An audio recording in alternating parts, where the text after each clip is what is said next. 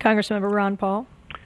I think my motivations are very similar. I don't think too many people go to Congress with the idea that they want to hurt people and they want to make more poor people and only help the super privileged. But my understanding of economics is completely different, and my understanding of history is different. I see government as the culprit. I mean, we've spent a lot of money here in the last 30 or 40 years on housing, and all we see is the devastation in public housing. There's an element in this debate that goes unnoticed most of the time, and that has to do with the monetary system that we have. And when a country destroys its money, it inevitably destroys the middle class, and we have now destroyed our low-middle income. So we have increased the number of poor at the expense of the poor. We've increased the number of the wealthy. But this has a lot to do with deficit financing, our Federal Reserve System inflating, and we're going to have a lot more of this. And all the forced redistribution of wealth in the world is only going to compound our problems. So all I can say is in this short period of time we have is that I share all the concerns that so many have expressed, throughout all the campaigns. But I think we're on the wrong track. But that side of the argument's on my side now because we've tried. The welfare state has failed, just as communism failed and collapsed. So will welfare. We're broke, and therefore we have to think of something else. If we care about good jobs and houses and not destroying the poor, we have to look to another method other than what we've done for the past 50 years. It sounds like you'll vote against the federal budget under any conceivable circumstances. It would be pretty hard to vote for what they're doing up there. I mean, I think that I happen to think we're in. I mean, there is an expression of concern about these poor people. I see the country getting like that every day, more and more. I don't happen to believe the Wall Street euphoria. Matter of fact, I see that as a serious, serious threat to us all. So I think we live in tough times, and I think we need to take a strong stand. I do think there's a moral argument that we don't have the right to steal from people, to do good. Conservatives so often want to do good and tell you how to behave. Liberals want to do good economically. Well motivated, but they're going to redistribute wealth, and it ends up in trouble. And just as I complain about overseas funding, it's not just an accident that you have trouble like we had in El Salvador, and I agree. That was a disaster, and those were the Republicans, I think, behind most of that policy. So that's the nature of government intervention. So it's the Vietnams and Somalia. Soon we'll have some terrible story in Bosnia. And it is the nature of government. I happen to just believe more strongly in freedom. Well, if you believe in morality and freedom, what were you doing voting for Newt Gingrich as Speaker? Why didn't you join the 9 Republicans who voted against him? A little bit more narrow partisanism that I don't want to get into, mainly because I saw that as as pure partisan thing. It was either pick your party leader or enhance the party leadership of Gephardt. I mean, hardly can I vote for Gephardt or enhance their power. You could have voted for Jim Leach. Matter of fact, if there was any one person that had probably had a good reason to, he orchestrated about $1 million campaign against me. But my battles aren't personality.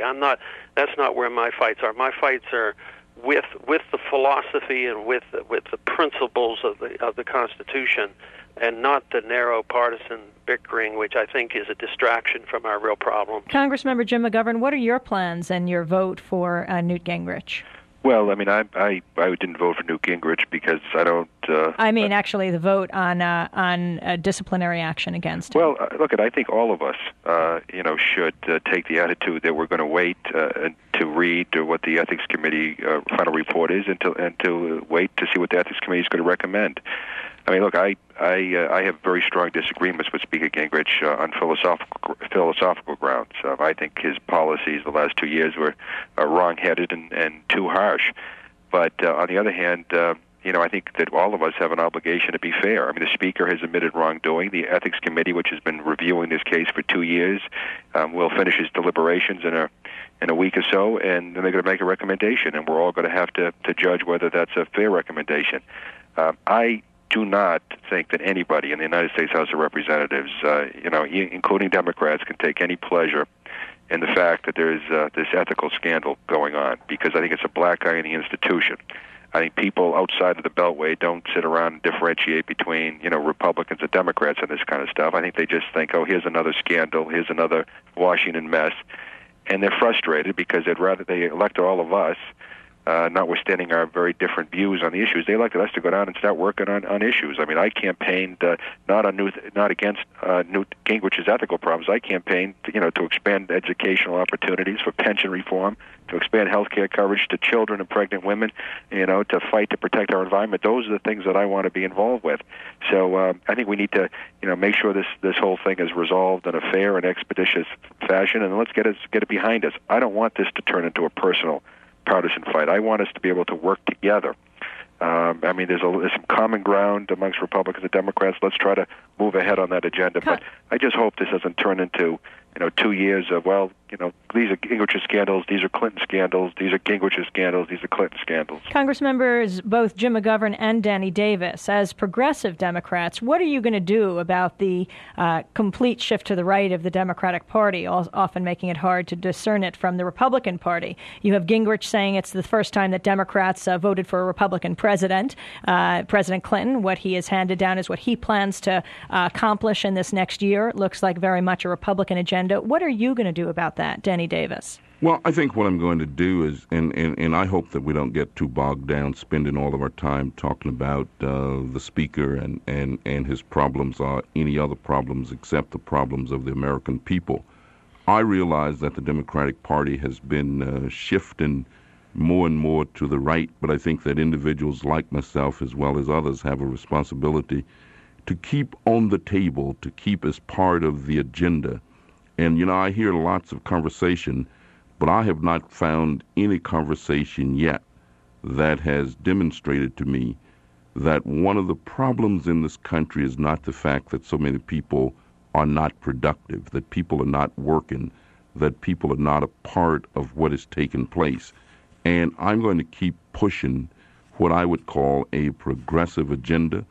I believe that this country is big enough, strong enough, that the shoulders are broad enough to deal with the needs, hopes, and aspirations of all its people and not just some. So I believe that we can do something about unemployment. I believe that we can find a way, for example, to provide access to quality, comprehensive health care to all of the people in this country without regard to their ability, in some instances, to pay for it. I also believe that we have a moral responsibility, for example, to have an immigration policy that does not vamp on people who are in the country and not give them an opportunity to receive basic medical care just because we may not have agreed when they came, although I still agree that we need to make sure that we enforce laws that we create, but that those laws ought to be humane, they ought to be just, and they ought to be fair. And so what about a single-payer health system, then? What about, let's just stay on the health system. We just have a few minutes left here and get the 3 Congress members' reaction. How about a single-payer health system in order to get rid of the inequities and the overspending and everything else that we have as our health system problem here in the United States, Congressman? I am greatly in favor of a single-payer health care system. We'll continue to advocate for it. We'll look at things in between in terms of what we do before we get there. I think there are a lot of things that need to happen. But certainly I think the ultimate ought to be a single-payer system that eliminates the possibility that people are going to be left out. I can hear the steam coming out of Ron Paul's ears as a physician on this one. What do you think, Ron Paul? Well, if people care about patient care, I don't think they'll look to more government or a single payment system, because the quality of care in the last 10, 15 years is down sharply, mainly because there's much more government involvement. So I think that you're going to see more rationing and poorer care, and single payment system is going to make it much, much worse.